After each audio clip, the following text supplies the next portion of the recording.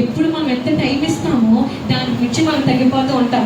అలాగే ఈ యొక్క సన్నిధిలో మనం చూసుకున్నట్లయితే ఈ యొక్క సన్నిధిలో ఇది ఒక గుడారంలో తీసుకుంటే మరి యెహోవా గుడారంలో అతిథిగా ఉండదగిన వారు. అతిథిగా మనం ఎంత అతిథిగా ఉంటాం అంతే కదా. ఆకర్షణని ఎంత అతిథిగా మనం దేవుళ్ళో నివసింపదగిన వారుగా అవుతాము. దేవుడు అంటున్నారు, ఎవరు కీర్తనలు రాసిన దావీదు రాస్తుంది అంటారు, నీ గుడారంలో ప్రభావ మేమందరం ఉండగలుగుతామా, మేమందరం నివసింపగలుగుతామా అనేసి రాస్తున్నారు. అన్ని అంత కరెక్ట్గా ఉన్నా కూడా హృదయానుసరణ అయినా కూడా సరే అయినప్పటికీ రాస్తున్నారు. ఎందుకు రాస్తున్నారంటే అవి ఎన్ని తప్పులు ఉన్నాయో మాలో, ఎన్ని ఈ కీడ పనులు, ఎన్నెన్నో చెత్త మాట్లాడుతున్నాం, ఎన్నెన్నో లోకపరంగా వెళ్ళిపోతున్నాం కదా అనేసి ఇలా రాస్తూ ఉండగా మేము ఉండగలుగుతున్నామా ప్రభు అని రాస్తున్నారు. ఏవో వారి గుడారం మీద అతిథిగా ఉండదగిన వారెవరు, నీ పరిశుద్ధ పర్వతం మీద నివసింపదగిన వారు. నీ పరిశుద్ధ పర్వతం అంటే ఆయన పరలోకానికి మనం వెంటనే వెళ్ళిపోలేం. ఎంతో కరెక్ట్గా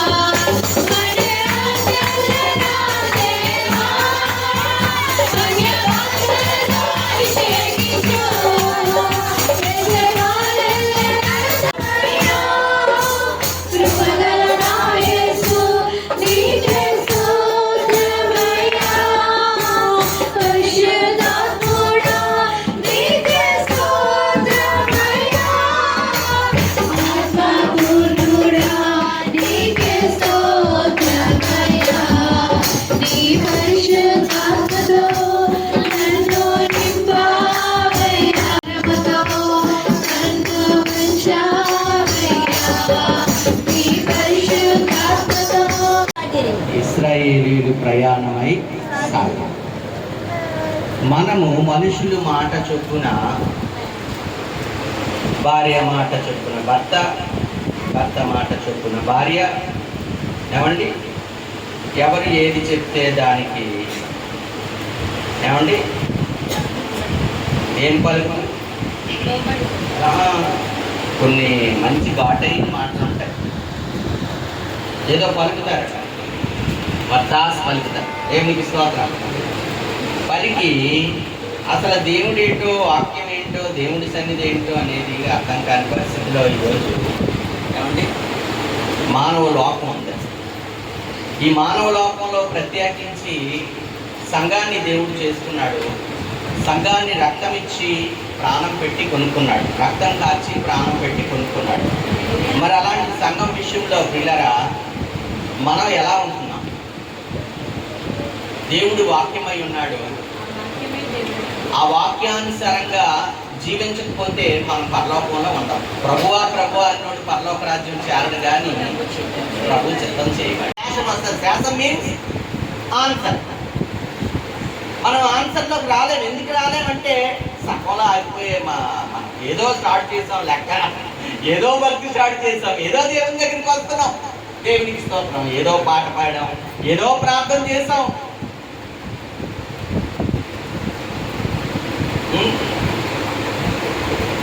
అడగడం కాదు ఏ శ్రేష్టమైన ప్రార్థన, ఇష్టమైన ప్రార్థన. పాడమా?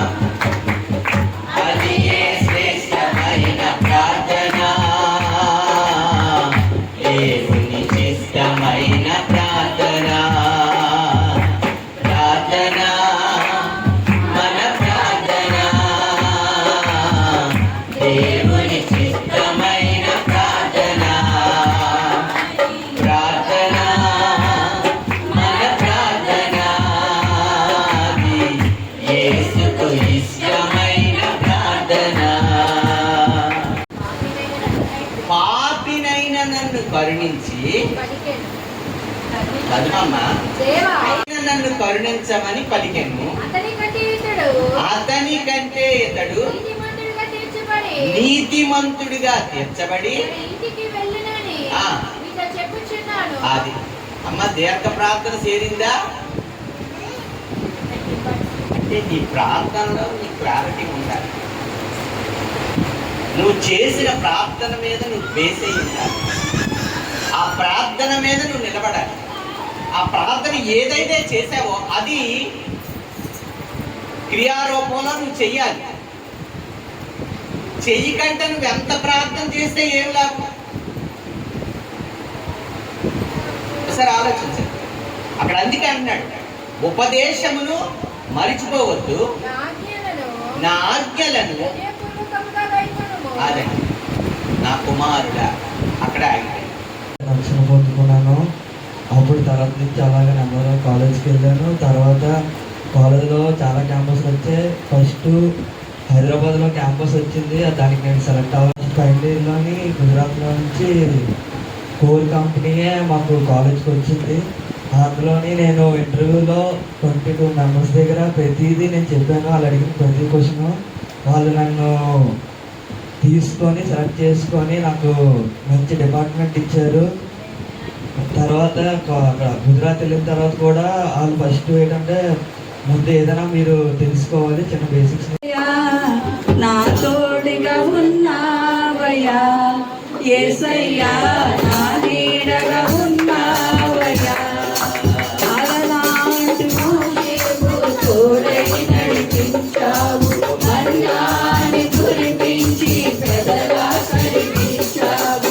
అలనాటి మోషేకు తోడై నడిపించావు, మన్నాని కురిపించి పెదగా కలిగించావు. నడిపించావు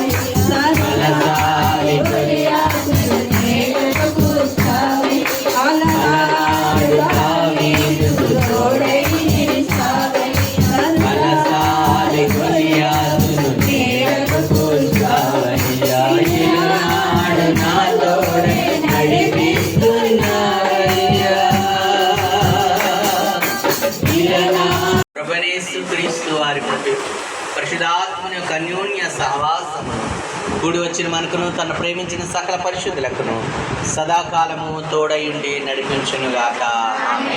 యేసు రక్తమే ప్రభేసు రక్తమే ప్రభేసు రక్తం సంపూర్ణ విజయం కలుగునుగాక. ఆమేన్.